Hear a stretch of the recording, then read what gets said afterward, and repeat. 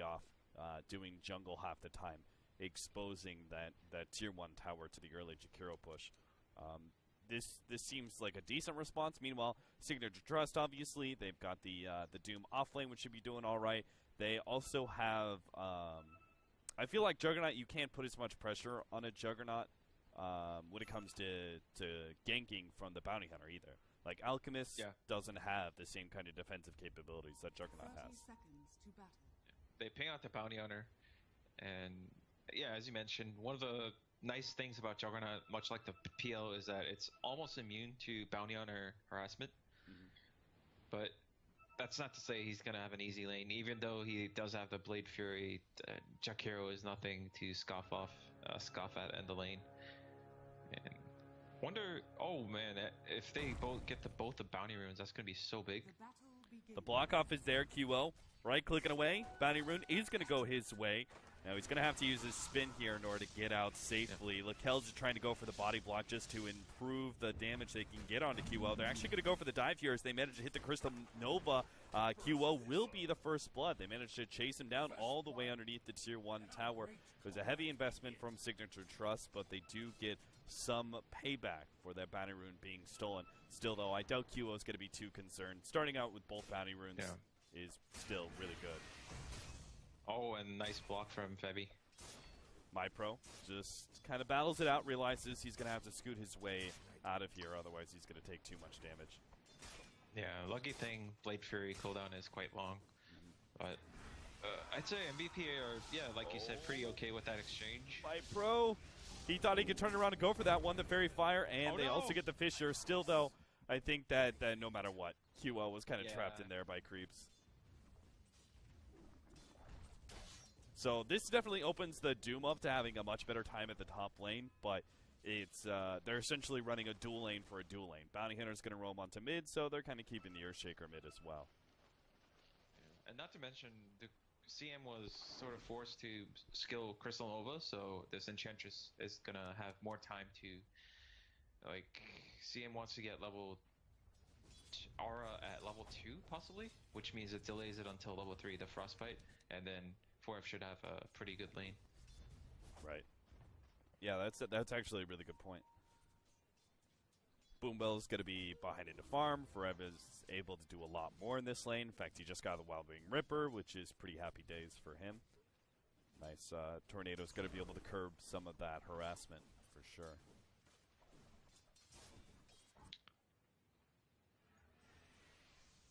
For now, Bounty Hunter and Earthshaker both converging on mid. I like the Sentry Ward placement from QO. It's pretty unexpected. Like, it shares a lot of the area with the tower. So when Bounty Hunter puts down the Sentry, he'll kind of panic. He'll be like, "Where's the Sentry?" Yeah.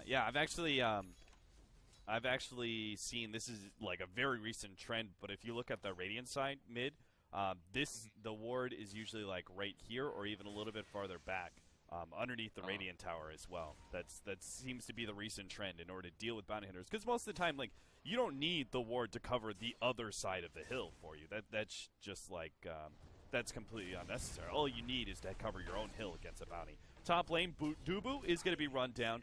Jabs, his rotation is able to help AABBA get a kill there, and he is going to be doing really well in this lane. Like, and Doom is a very scary hero up against dual lanes because he's able to abuse you so easily with that Infernal Blade plus Scorched Earth. Yeah, having the Alchemist as your laning partner doesn't really help either. He's such a passive hero. Like, they can basically ignore the Alchemist when they go for the Witch Doctor. We're at mid, though. It's kind of I guess it's not really a stalemate. MyPro is pressuring Kyo quite hard, and Kyo has to walk to base. One of the rare sites. Kyo usually is very good at getting the CS for his first bottle, and over at bottom. Wow. Yep. That was unexpected. Yeah, I guess in a way, the Untouchable doesn't help too much against PO and Crystal Maiden. Right. Neither one of those heroes are going to be right-clicking you a lot, but they do have a lot of nukes between the two of them. Oh, look at that. MyPro. Just as Juggernaut's about to come back, he finds a regen rune.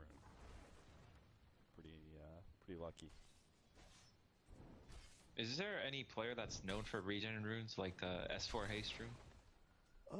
I don't think so. Okay. It's kind of weird. Because regen runes are so game-changing in the like pre-4 minute phase.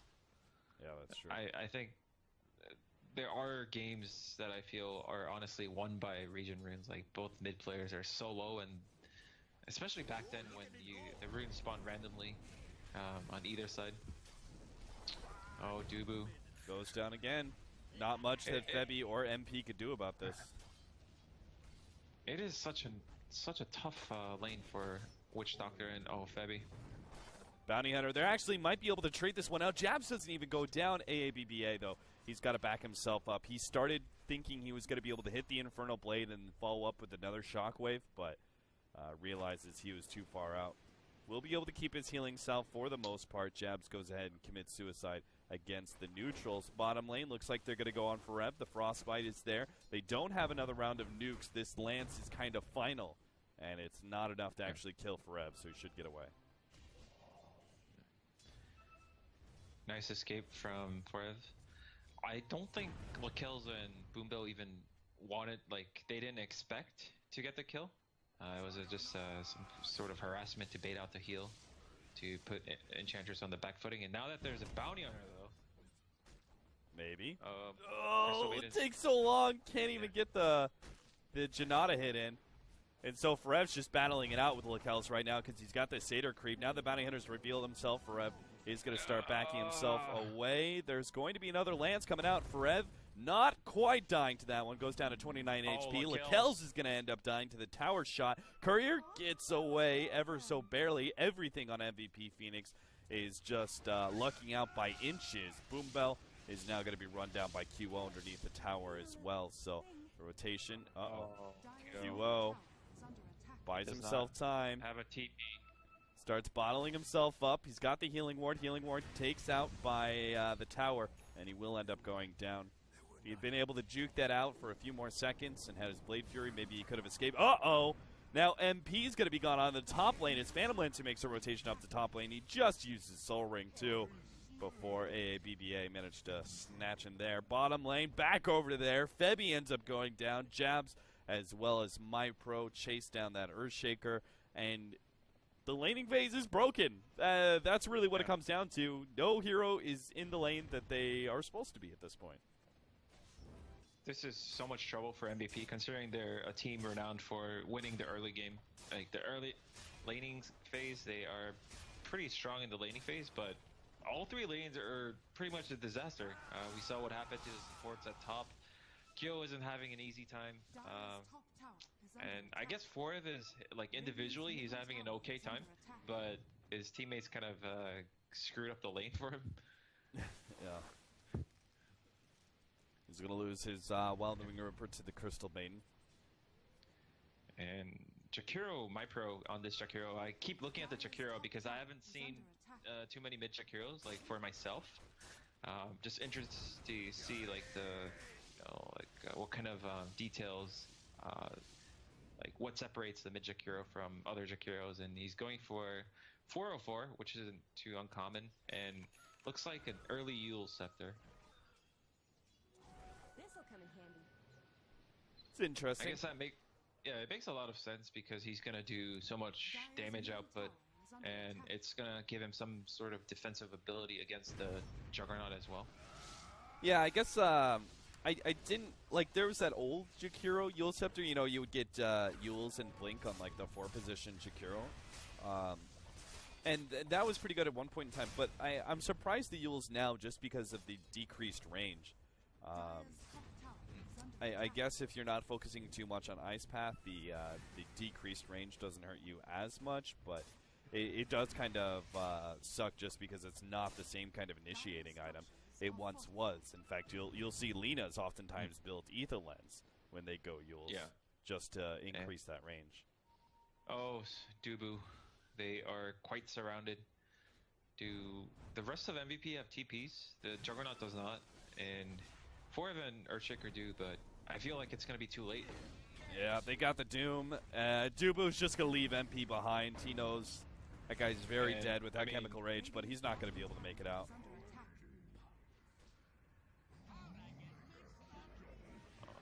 Wow, double kill. Maybe if the Alchemist had Chemical Rage ready before the gank, they might have considered going for it, but Signature Trust, like we presumed, were very prepared for this match, it seems. They know exactly what to do. Feels like they've studied a lot of MVP. Oh, the Bouncing Shuriken, not going to be enough damage. Fairy Fire goes out just in case. Good attempted play there from Jabs to try and finish off the Juggernaut. Unfortunately, his rotation was a bit too late. Had to go for the YOLO play. But as a whole, Signature Trust are obviously doing very well for themselves. 11-3, 10 minutes in. They have a 4,000 gold lead already. And as you said, against a team like MVP Phoenix, that means all the more than it usually does. Yeah, I mean, it means so much because MVP, what they usually do is they win the early game, make those good smoke rotations into the enemy jungle, put those crazy aggressive wards, and after that, it's almost impossible from the receiving end to de-ward. Like, it's basically a battleship, so you have to play the guessing game, and because you lost the early laning phase, your supports are poor, they can't afford like 4 or 6 sentries, then now you're contained in your base, and everything that happens is going to be close to your tower. If you lose objectives. If you win, I mean, then you don't get any extra out of it. You maybe get some kills, but that's it. And I actually didn't look too much at MP, but he is going for the Radiance build.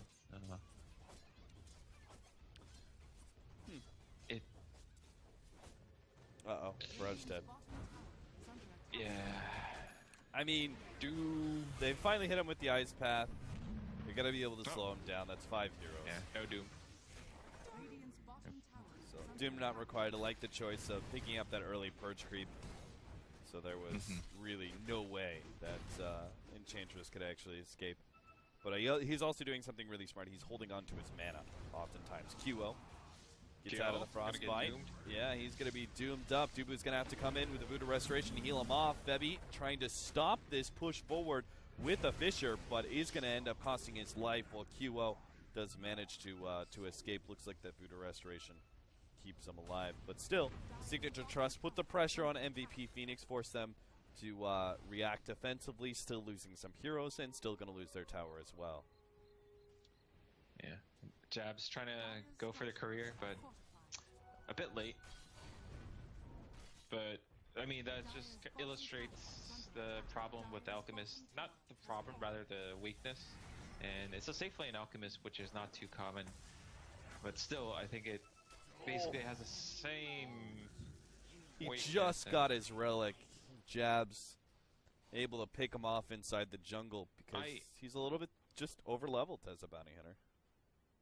I saw Bounty Hunter go into the jungle to track the Alchemist, but didn't really think much of it because how would a Bounty Hunter really kill an Alchemist? But I suppose the Soul Ring and taking damage from 2 camps made it possible.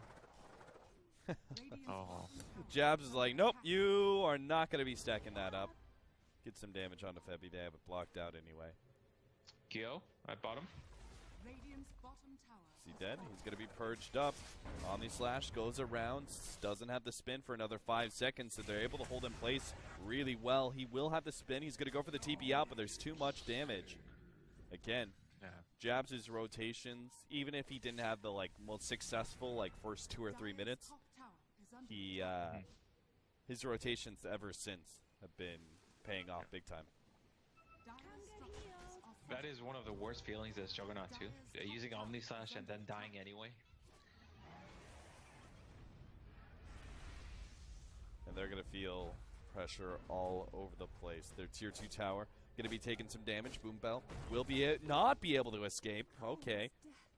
Here I was thinking the paralyzing cast wasn't going to be in time, but Febby Actually was right behind the two of them. Does manage to hit the Fisher. MP going to be tracked down again. Has the Urn plus the Shuriken. All he needs is one right click here, and Jabs will be able to pick up the kill. Oh! He had it. But Jabs unable to finish that attack. And Alchemist will be able to live another day. Mid lane for Ev. He's going to be heavily nuked here. Dual breath. They had the Yule Scepter into this combo, but it's not quite enough damage. For Ev's going to be able to out heal that damage over time and throw some returned fire onto the Chikiro. MVP are avoiding the worst scenarios, which is, you know, your Alchemist and other, not even just the core, just their heroes getting picked off. But still, I can't get rid of the feeling that they are still in so much trouble. Like this Alchemist Radiance, okay, you get the Radiance, but it's nothing like a Spectre Radiance. It doesn't really increase your chances of winning all that much at that moment. He's gonna be able to, if you get the Radiance and you aren't able to freely farm the map, then it's kind of a useless item. You want to be able to go to far places like the jungle, clear 2 camps at once. But at this rate, it doesn't look like he'll be able to do that.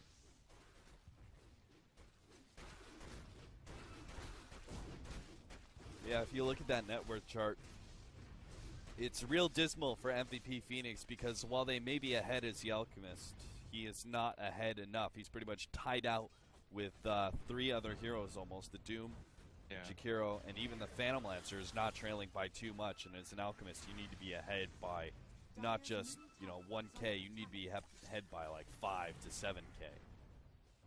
Yeah, pound for pound, he has to basically just go Bill Gates mode and have so many more items than the opponents. And we're not sure if he's going to be able to have that time simply because Signature Trust are putting so much pressure on these towers. They've taken another tier 2 and looks like they're going to take another fight too. QO got the Doom on him, but managed to get the Blade Fury off first. Dubu is going to be sitting underneath the Chikiro fire. That should be enough to finish him off. QO will be able to escape, but Forev might be in some trouble still. He's going to be ice pathed up, healed up to full still. Febby gets the Echo Slam, but it's not quite enough to really kill any of these heroes. The Omni Slash bounces around. That's not enough either. Lakels dodges the Fisher, runs down Febby, and will be able to claim that kill, looks like, without dying. None of Signature Trust's heroes end up going down except for the Doom towards the tail end there. And it looks like Lakels still ended up dying to the last shot from the tower as well, but that was all after MVP Phoenix had died. Yeah, they don't get any EXP, which is almost, it's often overlooked, right? Experience. People often focus on the net worth, but when you're behind, one of the equally important ways to come back into the game is getting experience. It's kind of tragic that they weren't able to get much of the experience. However, they did make some money. Like the Earthshaker, just a few minutes ago, he only had brown boots and he was carrying Clarities. He didn't even have money for like a Soul Ring or a Mango. But it's also important that these supports like Dubu and Febby are able to buy the consumables they need. They need wards, they need sentries for the Bounty Hunter and for D-wards. Yeah, they desperately need that Blink Dagger, especially to threaten Lakels. And ideally, put a stop to these pushes from Signature Trust so they can come back. Yeah, no, Jakiro has that Rod of Atos, which is going to be quite good against both the Juggernaut and Alchemist. Juggernaut will have to Blade Fury prematurely, doesn't really do damage, and then that means like you're Blade Furying in and he can potentially get doomed or like Ice Pass before he can get the Omni Slash off. And gonna go for the Roshier signature. MVP have okay ways of contesting if they are in position. However, it's gonna be a big risk. They have to put on the acid spray and fissure spams, possibly like a nice death ward. Signature gonna respect this contest for now.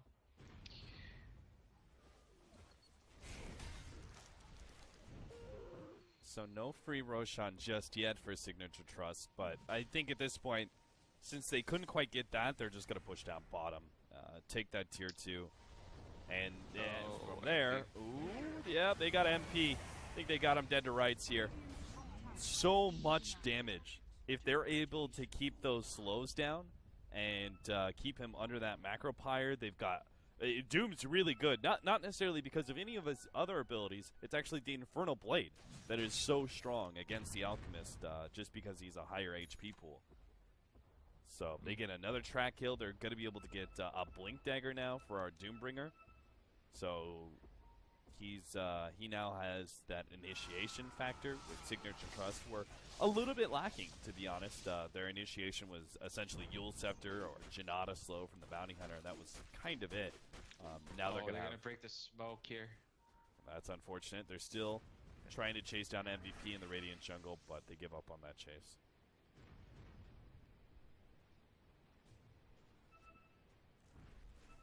Any kill on like the Earthshaker or the Witch Doctor would also secure them the Roche. But they got greedy and tried to go for a QO. Who's honestly not big of a threat. He's going to have such a hard time doing anything in the team fights. Has to watch out for the Dooms. Just a lot of disables. Seems like MVP is giving up this Roshan. Alchemist tried to TP up to the top lane, but the creep ended up dying. QO's hard pushing mid, trying to go for the tower. So they're just trying to get whatever they can out of an Aegis being claimed by Signature Trust. Yeah, what's important is that this Alchemist is able to farm not just his own jungle, but control the waves in a way that they can delay the fights. And poor Dubu, he's just so poor. Level 6 at 20 minutes with just brown boots. But it's what happens against a bounty hunter. When you have to buy so many sentries, you get pressured in your own safe lane. I don't see any movement from MVP to defend this tower right now, and they have to realize they're playing against a Jakiro. It has to be addressed right away. Yeah, he's going to burn down this tower so quickly.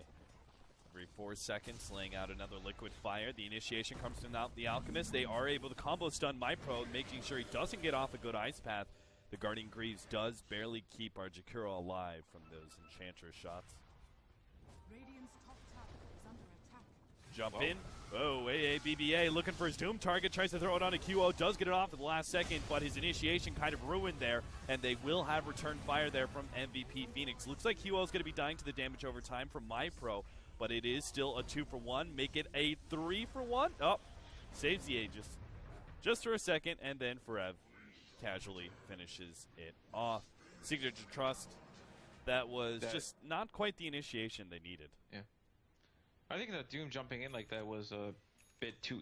I mean, he's not all that tanky. He has a lot of items, but like you're not tank tier 3 and tier 4 tanky. And then this can start to look like a comeback for MVP because Alchemist has slowly been getting some farm. He's going to have his Manta. For other heroes, you might say it's going to take like 2 minutes or so. For Alchemist, he could potentially, just by clearing this camp. Except Lakel's didn't get a glimpse of MP there because it was nighttime. Boombell's going to be spotted out. Lakel's still going to battle this one out, though, with Dubu trying to finish him off real quickly. Febi, very smart TP out. Paralyzing cast, got a lot of issues as well. Lakel's tanks the Unstable Concoction, will be able to doppelganger to the side. Jabs is going to be run down by QO. Forev here as the big damage dealer is still around with a Force Staff. He managed to take out Lakel's. A bit of a comeback here from MVP Phoenix, successfully defending their high ground and now trading 1 for 3 in that fight. Yeah, definitely. These kind of plays are not what you expect from either side. Like MVP weren't expecting to be given handouts, and Trust, definitely not their game plan. And if they come to a point where they aren't able to just force high ground, that's gonna become really troublesome when MP gets his full rat set, like the Octarine core on top of the Manta. Mm-hmm. They do have okay abilities to catch up the Alchemist, but Alchemist is just like the Naga Siren. Like he's very... he doesn't take any risks, basically, pushing out the waves, which is so frustrating later on.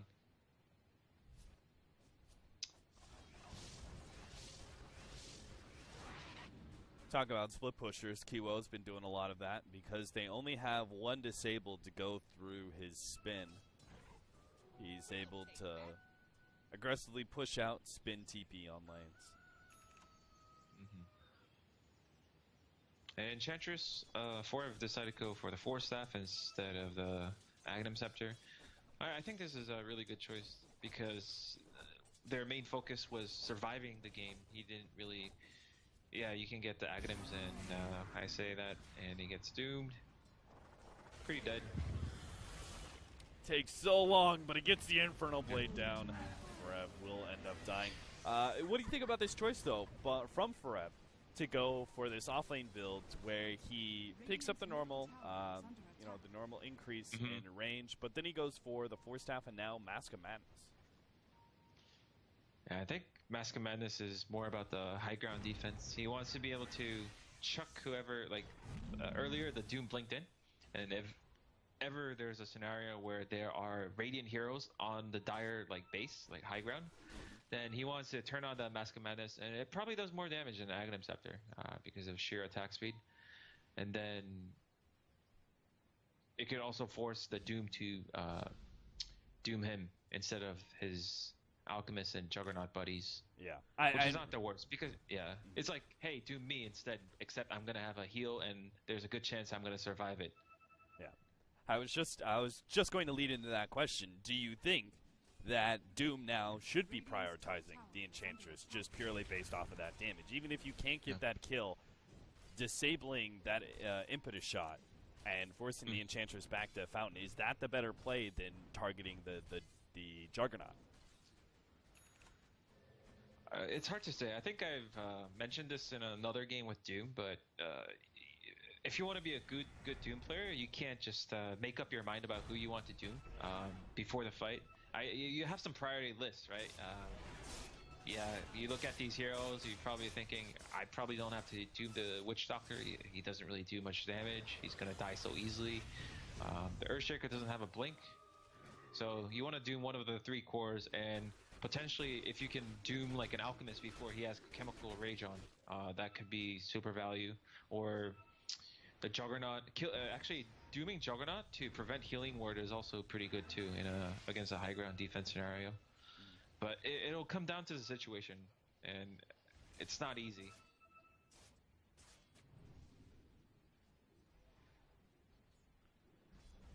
Well, the Rat, it's halfway here for MP. He's got the Manta. Initiation, ABA, looking for it. Omni Slash, he may actually be comboed down before he gets off the Doom. He's managed to survive through all of that. The Echo Slam as well as the Omni Slash. This fight's not looking good for MVP Phoenix. Dubu gets off a really good ultimate on the side, though, that will be able to, looks like, kill Boombell with the help of QO. He might even get out, though. Dubu is looking to help out MP. Throws out the Paralyzing Cask, but he's surrounded by 3 different heroes. Looks like there's nothing he could do there. Boombell going for the TP out. QO not going to be able to see him in time. He gets away. Unbelievable. Signature Trust going to keep every single one of their heroes alive again, and Signature Trust take out 3 of MVP.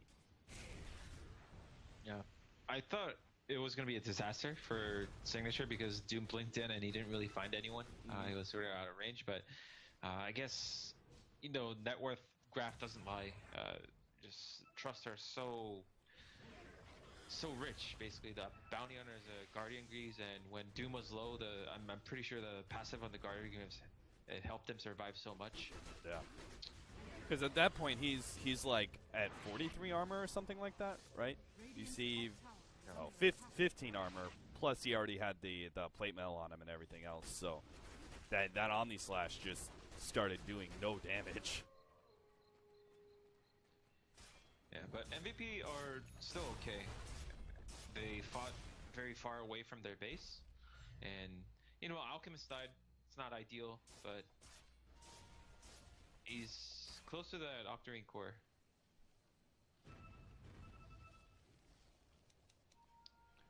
I think the comeback scenario for MVP is they got the Octarine core on MP, and using the Imba 33-second boost of travel cooldown and the Radiance push, then they control the map and take Roche for themselves, because they have a pretty good lineup for Roche. You have the Spray for minus armor. Then you have 2 heroes that can tank Roche almost indefinitely.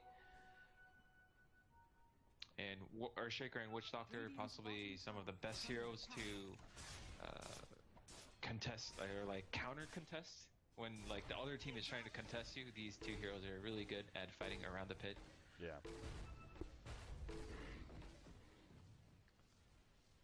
It's an interesting pickup. Lakelz goes for the heart on his Phantom Lancer instead of, say, considering Manta or Butterfly or something like that.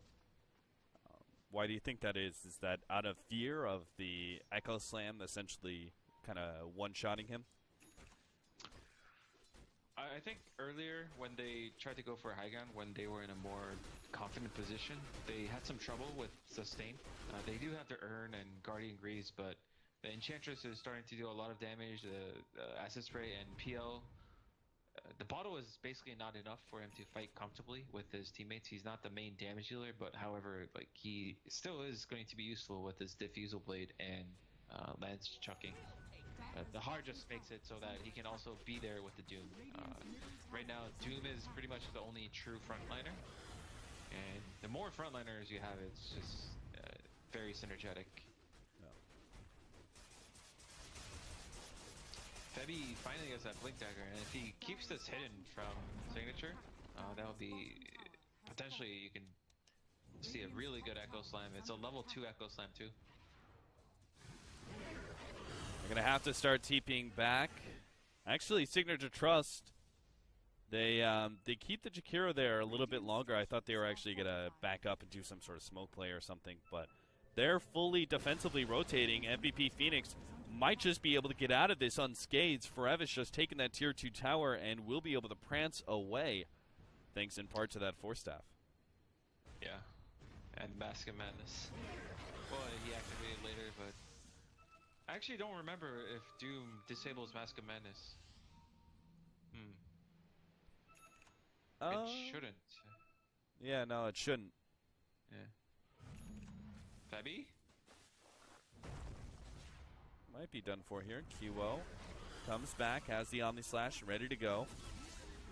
MVP Phoenix, I think, are just kind of showing some strength and protecting Febby, making sure he gets out, because if Febby dies, then Signature Trust are going to feel really comfortable pushing down mid and taking a lane of racks while he's dead.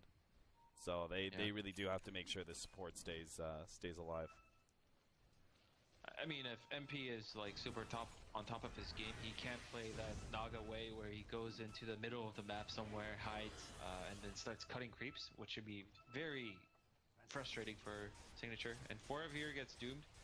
He didn't get the heal off.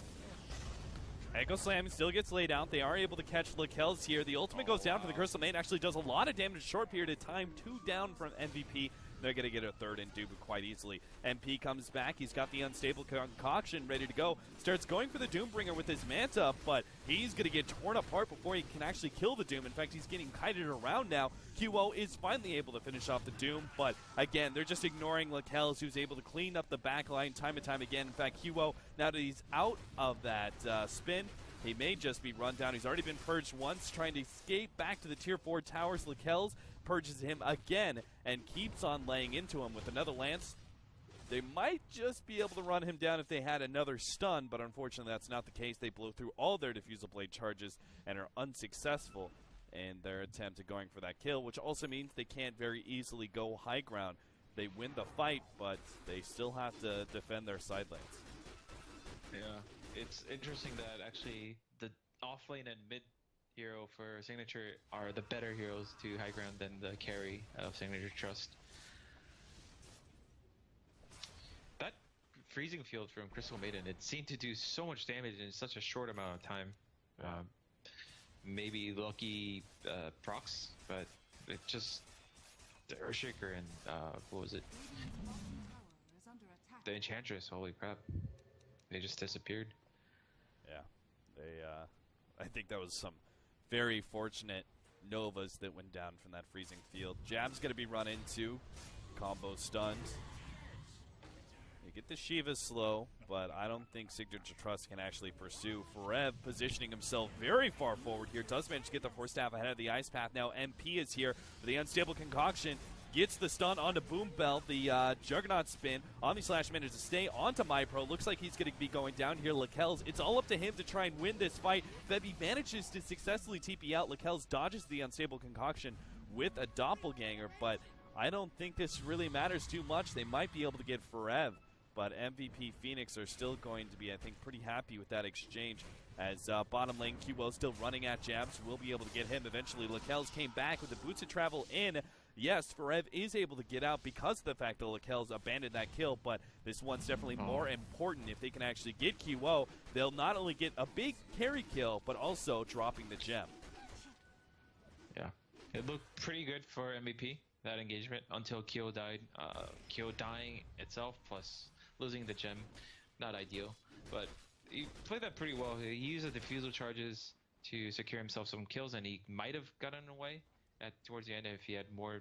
No, probably not. He did basically diffused the frostbite, but it wasn't enough because PL had a fresh set of charges from his defusal level 2. Yeah. I wonder why they don't make it so that you can purchase more charges after that you go through all 16 of them. Yeah, I'm not sure. Speaking of that, what do you think Lakelz should be building next? Let's see.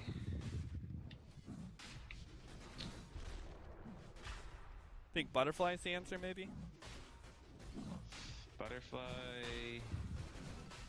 I mean, they won't have MKB nice for a while.